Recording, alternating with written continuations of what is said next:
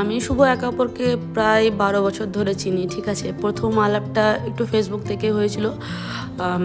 প্রথম ভাবতাম এত ছবি তুলে একদম মানে পুরাটা হয় না মাইন্ডসেট, এরম একটা ছেলে।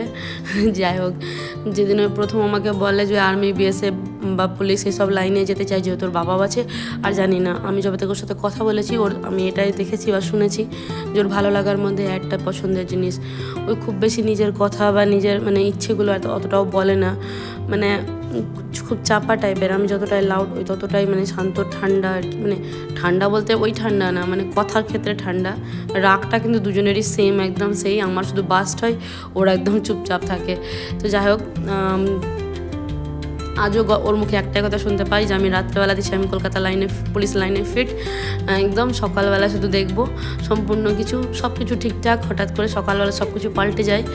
যাই হোক, ওর মুখে ওই আক্ষেপ ছাড়া আমি একটা আক্ষেপ ছাড়া আমি কিছু দেখি না বা শুনতেও পাই না। কখনো খুব বেশি আমাদের কাছে কিছু বলেই না।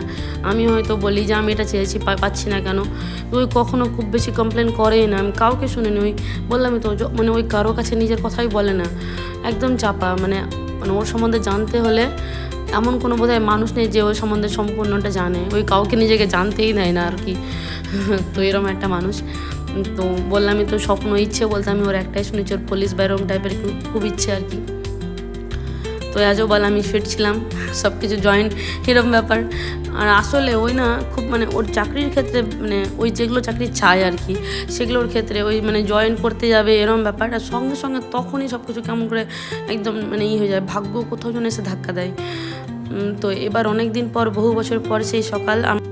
তো একদিন যেদিন আমি বলেছিলাম আচ্ছা তাহলে আমার তো তোমাকে একদমই পছন্দ না, আর্মি, বিএসএফ, পুলিশে সব আমার একদম পছন্দ না, ভাবেনি কখনো যে আজকে সেই ইচ্ছেটা তার মেয়েরও হবে। আমার মেয়েও বলে যে আমি পুলিশ হতে চাই। তো জানি না কোথা থেকে এলো তার ভেতরে, হয়তো তার বাবা থেকেই পেয়েছে। তো যাই হোক, পাপা মেয়ের দুজনের ইচ্ছে পূরণ হোক, আর আমি যেন সেটা চোখে দেখতে পাই। এর থেকে বড় শান্তির কিছু হতে পারে না আর কি।